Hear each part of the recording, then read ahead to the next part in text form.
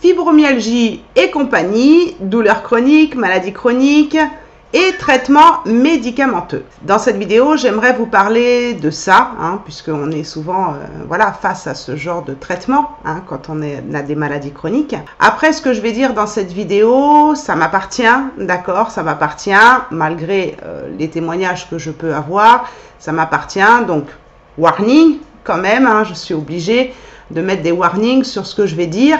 C'est mon expérience personnelle et des témoignages que j'ai reçus. Mais si ça ne résonne pas avec vous, ce que je vais dire, voilà, je ne suis pas là pour vous dire d'arrêter un traitement ou de ne plus aller voir votre médecin. Ou voilà. Moi, je vais vous expliquer un petit peu ce que j'ai vécu, mais par rapport au traitement médicamenteux. Mais voilà, après, vous prenez ou vous jetez.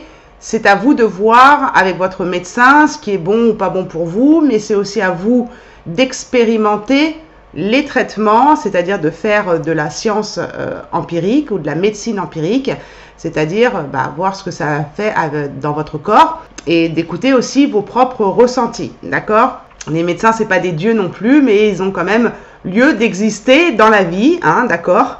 Donc, après cette vidéo, je ferai une autre vidéo sur les solutions, si vous êtes en accord avec cette vidéo-là, dans ce que moi j'ai pu expérimenter. Si vous n'êtes pas en accord et que votre traitement médicamenteux vous convient complètement, continuez, d'accord? Donc voilà, je ferai une deuxième vidéo pour vous dire ce que moi je pratique maintenant dans les médicaments. J'en parlerai un petit peu aussi dans cette vidéo très succinctement. Donc je me présente pour les personnes qui ne me connaissent pas. Je suis Stéphanie, thérapeute holistique, guérisseuse du corps et de l'âme. Et donc, voilà, vous avez toutes mes pratiques dans la description de cette vidéo. Ne m'envoyez pas de mail pour me demander si j'ai un site internet. Je n'ai pas de site internet, en tout cas, j'en ai plus parce que ça amène trop de clients, voilà. Et moi, je suis pas du genre à vouloir remplir mon agenda. Donc, quand j'ai trop de clients, moi, je pars vite en burn-out. C'est souvent le cas aussi des personnes qui ont la fibromyalgie, des burn-out. Donc voilà, ne me cherchez pas sur internet, c'est pas la peine. Si vous tombez sur cette vidéo, peut-être qu'elle va résonner avec vous et que voilà, c'est important que vous me connaissiez. Mais voilà, ne me demandez pas si j'ai un site internet. Si vous voulez en savoir plus, vous avez mon adresse mail quand même pour me demander des informations si vous avez besoin ou prendre un rendez-vous. Voilà, ça vous pouvez le faire.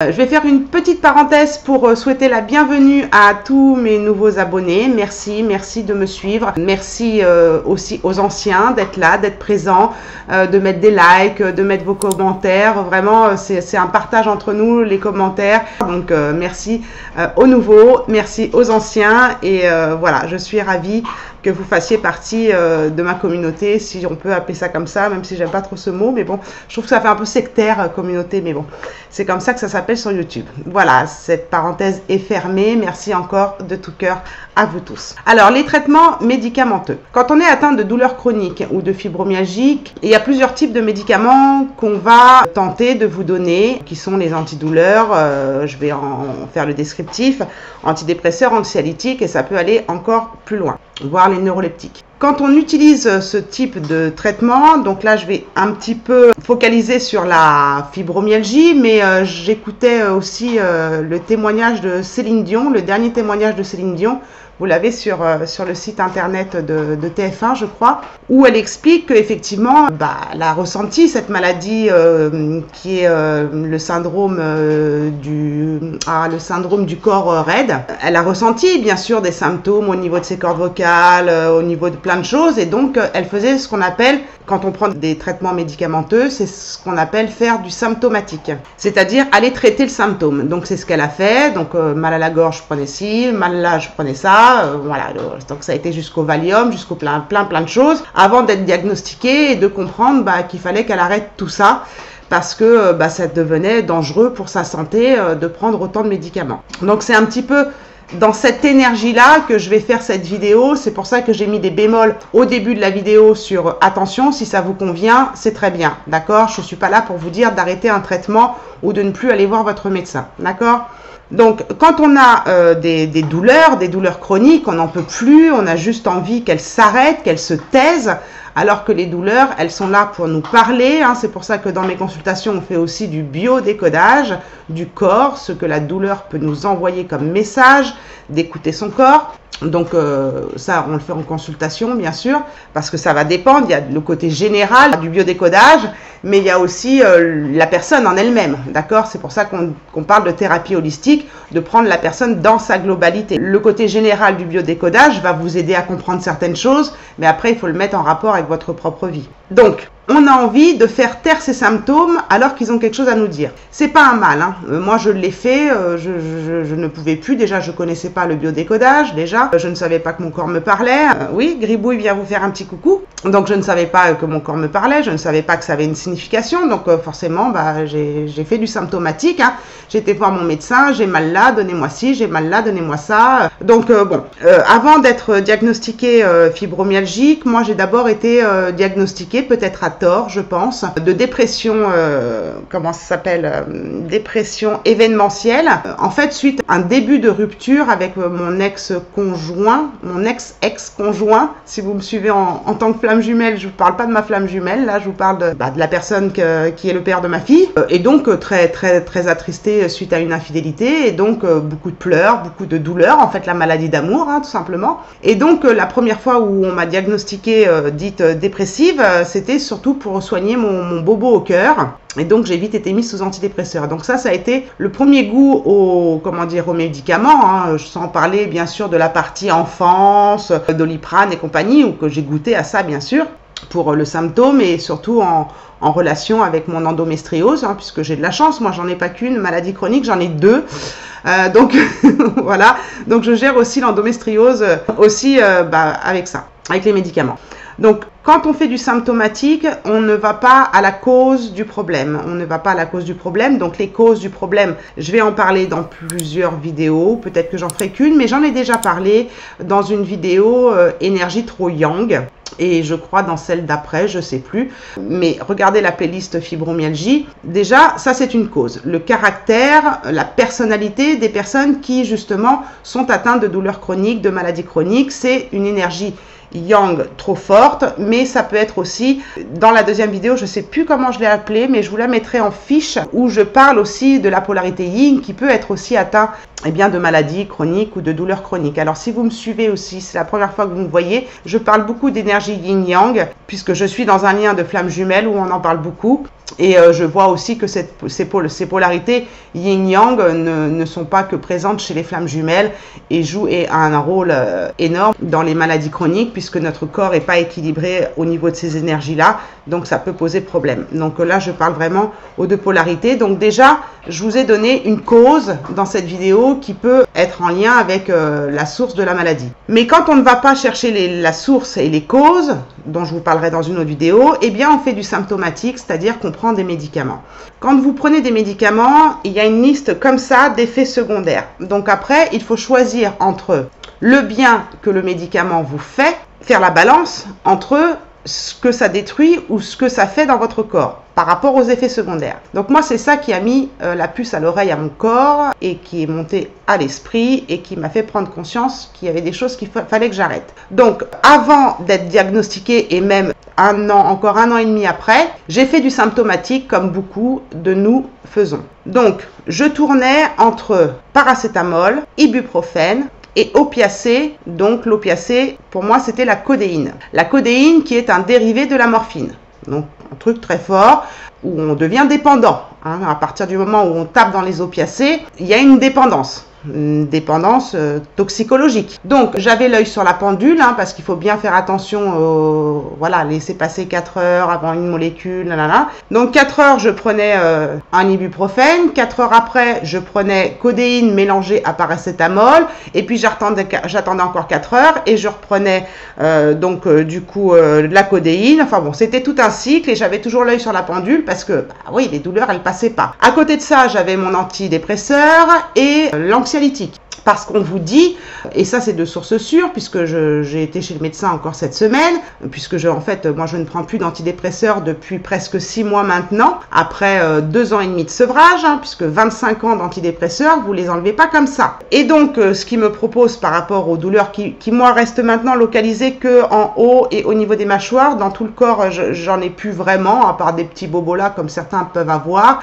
Donc c'est pour ça que j'essaye je vais essayer dans mes prochaines vidéos de vous donner des solutions, en tout cas celles que moi j'ai tentées et qui ont fonctionné. Mais c'était ça, antidouleur, paracétamol, ça vous bousille le foie. Déjà, ça, c'est sûr. Et je parlerai aussi dans une prochaine vidéo du corps qui est intoxiqué chez les fibromyalgiques ou les personnes qui ont des douleurs chroniques. L'ibuprofène, ça vous bousille l'estomac. Donc, ça vous amène parfois à des ulcères à l'estomac. Mais ça joue sur votre flore intestinale. Ça aussi, j'en parlerai dans une future vidéo. Donc, vous êtes en train de bousiller votre corps par les effets secondaires. Si vous n'en avez pas, tant mieux. Et tant mieux pour vous, ne changez rien, je me répète, je fais très attention à ce que je dis.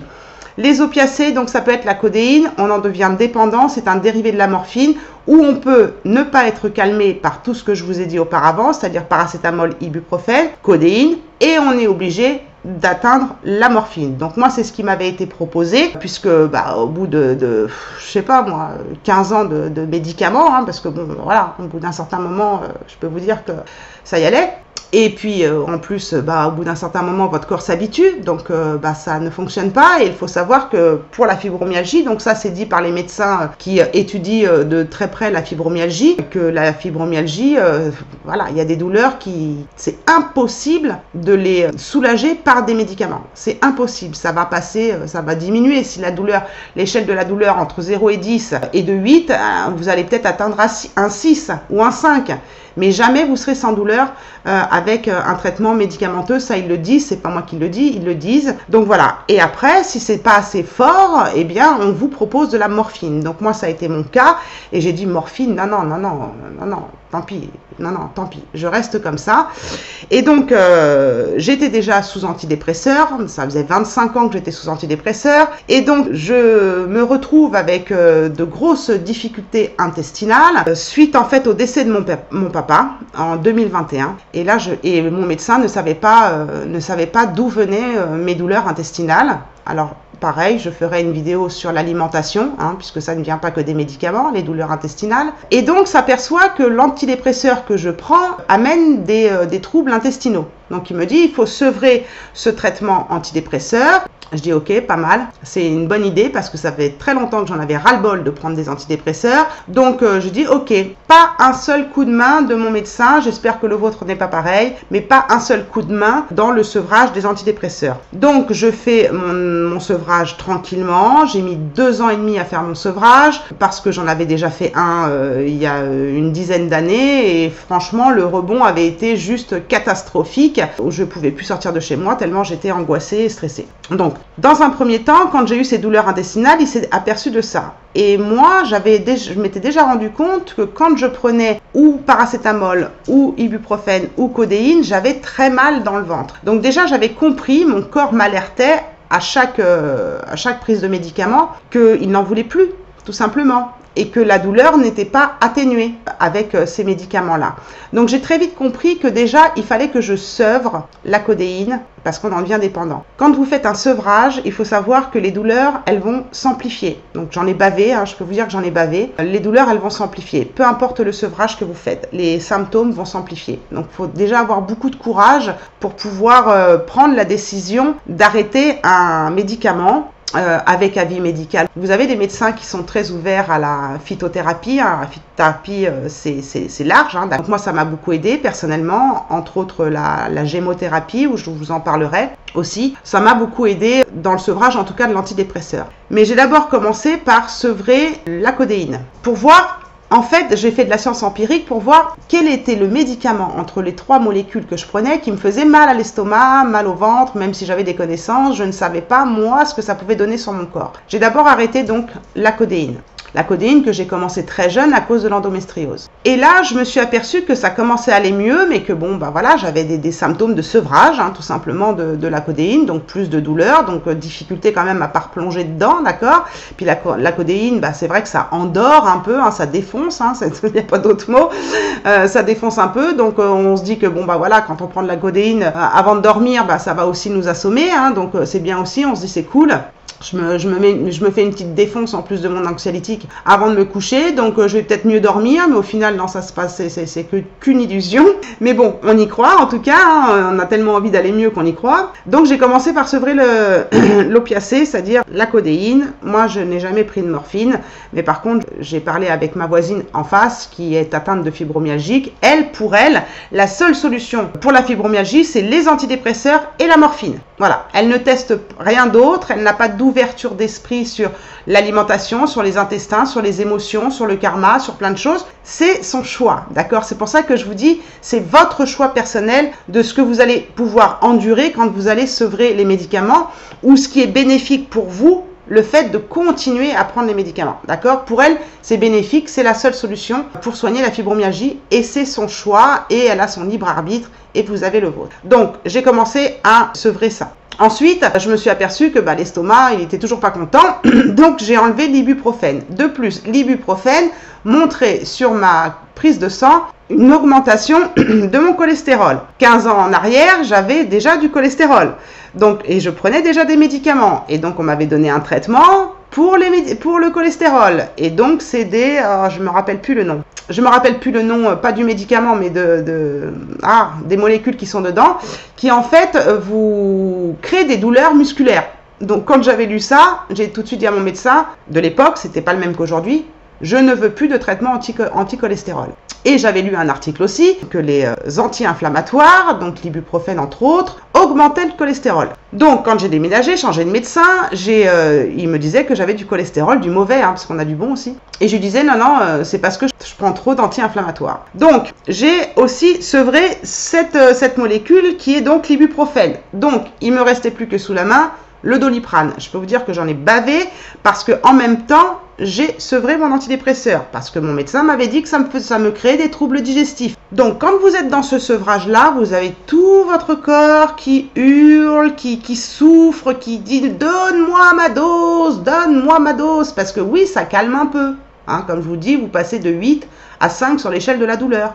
Mais je savais au fond de moi qu'il fallait que je passe par là. Et pas comme une imbécile que je suis, puisque c'est ce que j'allais dire, mais j'ai voulu arrêter le tabac en même temps, parce que j'avais bien compris que le corps était intoxiqué par les médicaments, mais aussi par la cigarette. Donc, les douleurs se sont amplifiées, je vous raconte pas le Binks, quand en plus j'ai fait le sevrage tabagique, que je n'ai pas continué d'ailleurs, hein, je suis passée de 22 cigarettes à 13, donc j'ai baissé de 10 cigarettes, et pour l'instant, j'attends.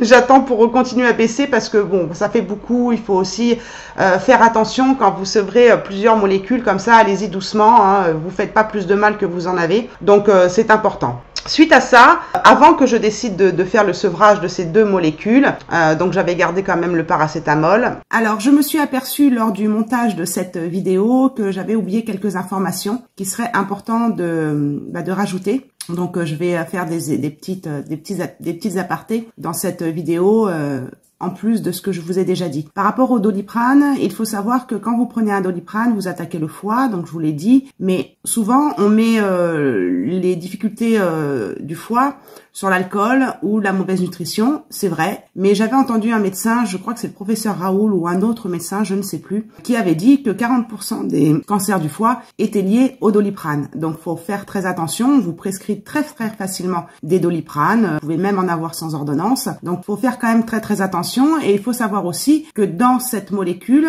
elle prend 6 mois pour s'évacuer de votre corps. Donc ça c'est important aussi que vous en preniez conscience. Quand je vous dis que moi je prends des Doliprane, c'est vraiment à titre très exceptionnel. Voilà, ça c'était important pour moi de vous le rajouter dans cette vidéo. Avant que je décide de faire ce sevrage, on m'a proposé une autre molécule. Alors là, tenez-vous bien, peut-être que vous en prenez, je sais pas, qui est le Lyrica. Le Lyrica qui est un neuro-antileptique. Moi, je ne savais pas ce que c'était. J'ai fait confiance à mon médecin de l'époque. J'ai pris le Lyrica. Au bout de 3 jours, je devenais folle, en fait. Je devenais folle. Donc ça, c'était bien avant tout ce que je vous ai expliqué sur le sevrage. Je devenais folle. Donc j'avais encore le paracétamol, l'ibuprofène et la codéine. Et en plus, on me rajoutait le Lyrica. Comment vous dire ?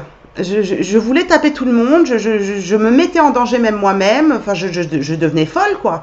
Et donc mon conjoint de l'époque, qui était donc ma flamme jumelle à ce moment-là, me dit bah écoute, je lui dis je sais pas ce que j'ai, mais je me sens pas bien, je me sens sur les nerfs, je me sens pas bien. Et il m'avait dit bah tu sais en fait c'est depuis que tu prends ton nouveau traitement. J'ai dit ah oui c'est vrai, ça fait 3 jours que je suis comme ça. Je vais voir les effets indésirables, je m'aperçois que c'est un neuroleptique, neuroépileptique, et je me dis mais c'est pas possible. Parce qu'en fait, on peut vous donner ce type de médicament où dans les indications, il n'y a pas la fibromyalgie, il n'y a pas la douleur chronique, il n'y a pas la sclérose en plaques, il n'y a pas la polyarthrite ankylosante, il n'y a pas tout ça. Mais c'est un médicament qui va jouer sur vos neurones pour calmer la douleur, puisqu'il y a un problème neurologique, parfois, chez les personnes qui ont des douleurs chroniques comme ça, de messager à la douleur. Donc, ils pensent faire bien, les médecins, d'accord? Ils pensent faire bien. Donc, moi, au vu de ça, j'ai tout de suite arrêté le Lyrica et ça a été terminé. D'ailleurs, c'est un médicament qui avait été prescrit à ma mère pour un zona. Vous voyez? Comme quoi, hein, on vous donne vraiment n'importe quoi, excusez-moi. Hein. Je ne veux pas heurter les médecins, ils ont leur formation. Hein. Mais j'ai dit à ma mère, surtout ne prends pas ça. Donc, moi, je lui ai fait des soins énergétiques. En 3 semaines, le zona, il était parti. Hein. Donc, voilà, faites très attention. Donc, ça peut être le type de médicament qu'on peut vous donner. Donc, je répète, paracétamol, antidouleur, anti-inflammatoire type ibuprofène, opiacé, monter jusqu'à la morphine et monter jusqu'au neuroépileptique, comme le Lyrica par exemple, qui va vous défoncer votre tête, votre système immunitaire et vos neurones. Et puis, il y a ces fameux antidépresseurs. Donc là, moi, je suis terminée avec les antidépresseurs. J'ai encore les anxiolytiques à supprimer, mais je vais y aller doucement, d'accord? Voilà, je me fais aider. Je sais pas que je me fais aider, c'est que je complémente avec des plantes, tout simplement. Donc c'est beaucoup plus long puisque les plantes c'est des traitements de fond, j'en parlerai dans une autre vidéo. Et donc je vais chez mon médecin et lui dire, pour lui expliquer mes histoires aux mâchoires, mes douleurs que j'ai encore au niveau du dos, au niveau des cervicales en tout cas. Et puis j'étais en période lunaire, c'est-à-dire j'étais en période de douleurs de règles. Donc je vais m'arrêter là-dessus quand même. Les douleurs chroniques peuvent aussi venir, ou la fibromyalgie peut aussi venir d'une maladie cachée ou d'une maladie déjà présente qui entraîne justement des symptômes de fibromyalgie. Dans mon cas, c'est l'endométriose. Donc l'endométriose, je suis au courant depuis des années que j'ai l'endométriose. J'ai été opérée 2 fois, ça n'a rien changé. Hein. Bon, j'ai eu la chance, merci, d'avoir un enfant, puisqu'il y a des personnes qui ont l'endométriose et qui n'arrivent pas à enfanter. Donc ça peut venir de plein de choses. Je le vois dans mes pratiques. Voilà, donc moi j'ai un traitement pour l'endométriose qui fait que je n'ai plus mes règles. Par contre, je sais et j'en ai conscience et c'est pour ça que je vous dis, c'est à vous de choisir entre le bienfait que ça vous fait et les effets secondaires que ça peut avoir. C'est à vous de choisir. Personne ne peut le faire à votre place. Moi, je prends le risque avec ce traitement pour l'endométriose de ne plus avoir mes règles, de moins souffrir, mais peut-être d'avoir une tumeur au cerveau. Je vous le dis tout de suite. Je prends le risque d'eux. Et ça, je suis au courant que depuis 1 an. Et ça fait 15 ans que je prends ce traitement. Donc, je n'ai plus mes règles. Mais par contre, j'ai mon système hormonal qui fonctionne quand même. Donc, quand j'ai un système hormonal qui fonctionne, eh bien, quand on a nos règles, nous les femmes, on a des humeurs, voilà, tout en bas, on pleure, on déprime, voilà. Et moi, j'ai fait l'erreur d'aller chez le médecin à cette période-là. Et je le sais, hein, j'ai mal au ventre, j'ai des douleurs de règles. Donc, je sais que je suis en période de règles, même avec le traitement que je continue à prendre malgré les risques. Et je m'en suis aperçue après. Et donc, à partir du moment où vous êtes chez le médecin et que vous vous mettez à pleurer, fibromyalgique ou pas fibromyalgie, madame, je vais vous donner un petit antidépresseur là parce que je vois que vous êtes sur les nerfs et puis je vais vous mettre un petit anxiolytique hein, parce que le temps de passer voilà, l'adaptation à votre corps pour l'antidépresseur, hein, il faut bien entre 8 et 15 jours, 8 à 10 jours avant que voilà, vous allez avoir des effets secondaires pas très agréables. Hein. Donc je vais vous mettre un petit anxiolytique avec pour justement éviter justement que vous puissiez avoir trop d'effets secondaires, la liste comme ça, vous savez, sur les antidépresseurs, les médicaments, pour voilà, pour éviter, pour que votre corps s'adapte à l'antidépresseur. Donc j'ai fait cette erreur-là dans mes 6 mois de sevrage et je vais donc chez mon médecin pour lui dire, écoute, qu'est-ce que vous en pensez de mes douleurs aux mâchoires avec cette orthodontie que je fais? Est-ce que vous pensez que c'est logique d'avoir encore mal ou voilà? Et puis là, je me mets à craquer, à parler de mon père qui est décédé, de ma mère, voilà, qui est en plein déménagement et j'ai tout qui remonte et je me retrouve complètement en larmes devant le médecin. Il me dit, vous en êtes où avec votre antidépresseur? Bah, je lui dis, voilà, ça fait 6 mois que je prends plus d'antidépresseur, docteur. Il faudrait peut-être regarder mon dossier. Donc, il me dit, madame, vous me parlez des douleurs, vous me parlez de votre tristesse, vu dans l'état où vous êtes.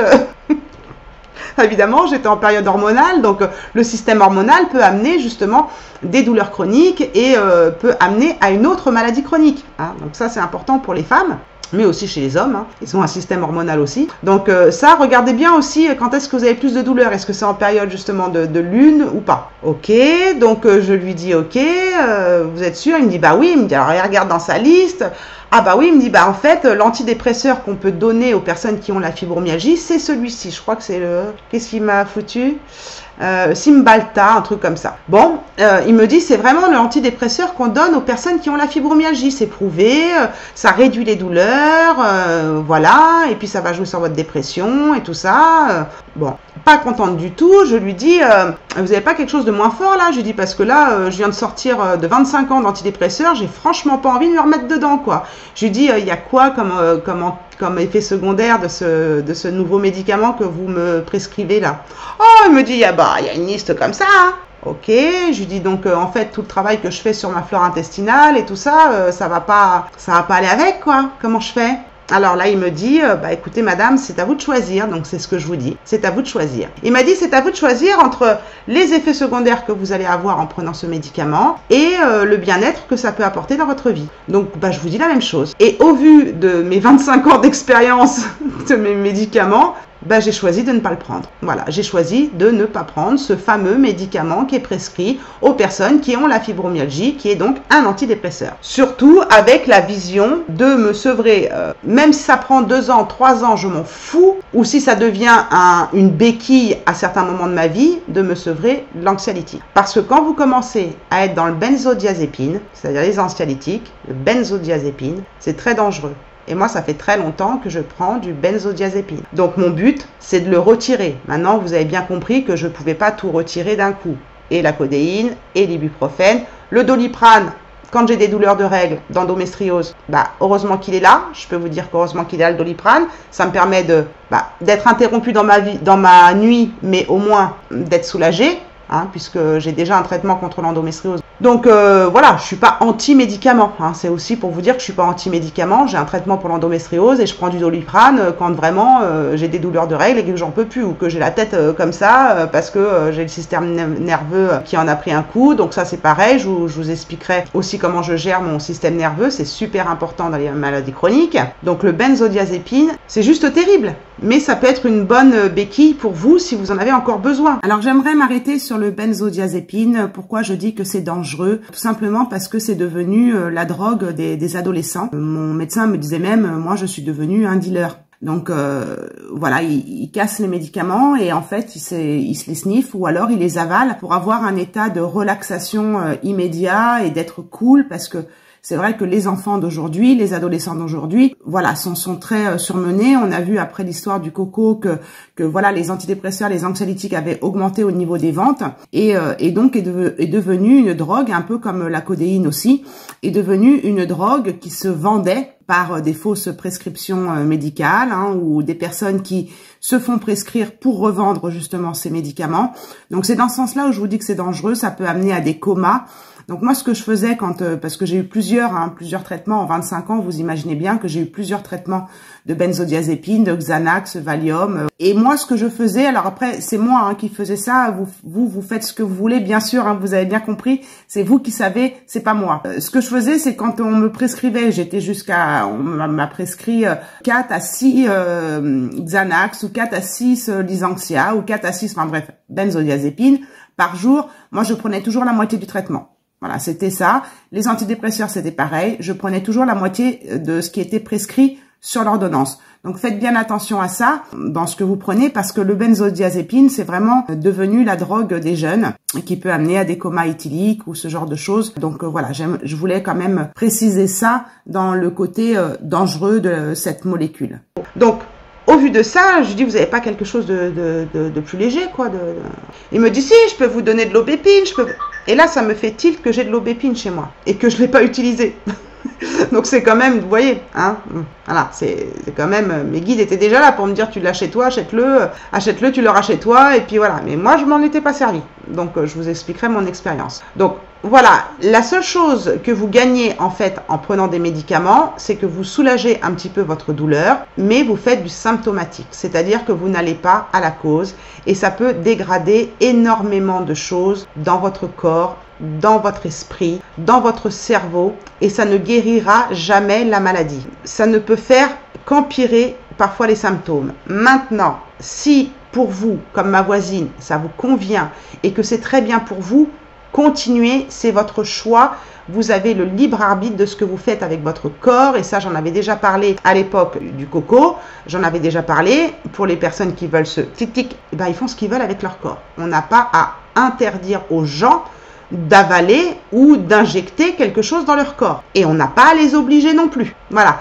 Donc ma vidéo, elle est plus pour vous dire que on ne peut pas guérir de la fibromyalgie avec des traitements médicamenteux. Ça, c'est une chose qui est certaine. Il faut aller chercher la source de la maladie. Et ça, bien sûr, on peut le voir en consultation, moi, par rapport à mes pratiques personnelles. Mais vous pouvez aussi faire appel à des naturopathes ou voilà, des personnes qui sont dans la nutrition ou des personnes qui sont dans les thérapies holistiques, des traitements par les plantes ou ce genre de choses. Il n'y a pas que moi, d'accord? Moi, je vais pouvoir vous aider dans certains domaines et pas dans d'autres. Donc, dans mes vidéos, je vais essayer de vous apporter des conseils dans lesquels je pourrais peut-être pas être là pour vous aider, mais j'espère que mes vidéos vous aideront à vous diriger vers d'autres personnes qui sont dans ce domaine-là. Et puis, dans d'autres domaines, bah, je pourrais vous aider. Vous voyez, c'est vraiment... voilà, je ne peux pas vous aider dans tout, malheureusement. Alors, un médicament aussi que j'ai oublié de signaler dans cette vidéo, c'est les somnifères. Ce sont en tout cas les somnifères. Beaucoup de personnes qui ont la fibromyalgie ont des troubles du sommeil. Hein, j'en ai parlé dans la vidéo sur les symptômes de la fibromyalgie, ont beaucoup de problèmes d'endormissement ou encore des réveils nocturnes. Donc c'est vrai que la solution, on n'en peut plus de tourner en rond, on prend des somnifères. Donc moi, on m'a donné des somnifères il y a, je sais pas, il y a une dizaine, 12-13 ans, où j'ai testé effectivement les somnifères parce que bah je dormais pas, je tournais en rond toute la nuit. Et donc ça n'a pas fonctionné. C'est-à-dire que j'avais tous les effets des somnifères. J'avais l'impression de marcher sur les œufs. Je vous dis, hein, j'étais défoncée complètement, mais je ne dormais pas. Donc, au bout de 3 jours, j'ai dit c'est terminé. Alors que j'avais eu les conseils c'est un traitement qui va être de courte durée, juste pour justement rétablir votre horloge biologique.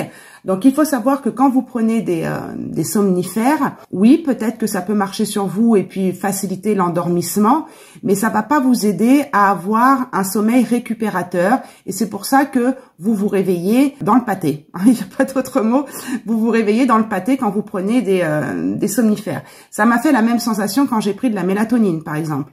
Il y a d'autres façons de recréer de la mélatonine que d'en prendre pour dormir. Il y a des personnes pour qui ça fonctionne bien. Le problème, c'est le réveil. Le sommeil paradoxal, c'est-à-dire que vous n'entrez pas, quand vous avez pris des somnifères, vous êtes dans un sommeil artificiel. Vous n'êtes pas dans un sommeil profond, paradoxal, récupérateur. Donc, ok, ça peut être une bonne béquille pour certaines personnes avec qui j'avais discuté à l'époque. Ils m'ont dit, si, tu devrais continuer, même si ça marche pas, tant que ton corps s'adapte. Comme ça, après, bah, t'en auras plus besoin. Donc, il y a encore une période de sevrage encore à faire après quand on arrête ce type de médicament, ou alors on en devient accro pour dormir. C'est-à-dire que notre système biologique, de l'horloge biologique, ne fonctionne plus, est complètement déréglé à cause de ces médicaments-là. Donc pareil, si vous en avez vraiment besoin et que vous sentez que pour vous, bah, c'est une nécessité et une qualité de vie de prendre des somnifères, tant mieux. Vous bousillez votre sommeil. Ça, il faut que vous le sachiez. Vous n'êtes pas dans un sommeil profond et c'est pour ça que vous avez la gueule de bois un peu quand vous vous réveillez. Donc ça, c'est important que vous en preniez conscience. C'est une molécule que j'avais oublié de parler dans ma vidéo, qui était importante à signaler. Vous avez d'autres plantes qui peuvent vous aider à dormir. Alors oui, ce sera plus long. Moi, ça a mis sans les plantes, hein, parce que je ne connaissais pas les plantes quand j'avais de gros troubles du sommeil. C'était vraiment, j'en parlerai si je fais une vidéo spécialement sur le sommeil, mais des fois, je passais des nuits debout.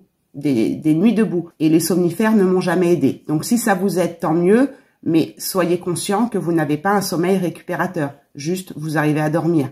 Si c'est bien pour vous, continuez. Sachez qu'il y a quand même des conséquences. Voilà comment je voulais parler aussi de cette molécule qui peut nous être donnée quand on a de la fibromyalgie ou des fatigues chroniques ou des problèmes d'endormissement ou de réveil nocturne. Je vous donnerai des solutions dans une prochaine vidéo. Donc faites bien attention à tout ça. Sachez aussi que tout ce qui est sevrage va augmenter la douleur. C'est normal. Soyez courageux, courageuse si vous prenez le même chemin que moi. Voilà, faut tenir le coup. Hein, c'est des périodes de désintoxication. En fait, quand vous avez mal, encore plus mal quand vous prenez plus de médicaments, c'est normal, votre corps est habitué, mais c'est aussi que votre corps est en train de se détoxifier. Et le corps des fibromyalgiques ou des personnes qui ont des douleurs chroniques ou maladies chroniques est beaucoup lié à l'intoxication du corps, et ça, j'en ferai une autre vidéo.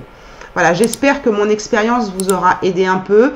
Mettez-moi en commentaire ce que vous en pensez des traitements médicamenteux, comment vous gérez votre douleur, quel traitement vous avez pris, si vous avez envie d'en parler. Voilà, on se retrouve là, hein, dans les commentaires, on se retrouve là pour échanger notre expérience. J'espère que mon expérience, en tout cas, vous aura aidé. Je vous remercie d'avance pour vos likes. De nouveau, comme je vous ai dit en début de vidéo, c'est un échange de donner et recevoir. Merci à vous de tout mon cœur. Pensez à vous abonner si c'est la première fois que vous me voyez. Et puis continuez de me suivre si vous êtes abonné. Ne soyez pas des abonnés fantômes, d'accord? Bon, je vous fais des gros bisous à tous très fort. Et n'oubliez pas que la personne la plus importante, c'est vous. Prenez soin de vous pour mieux prendre soin des autres. Ciao, ciao!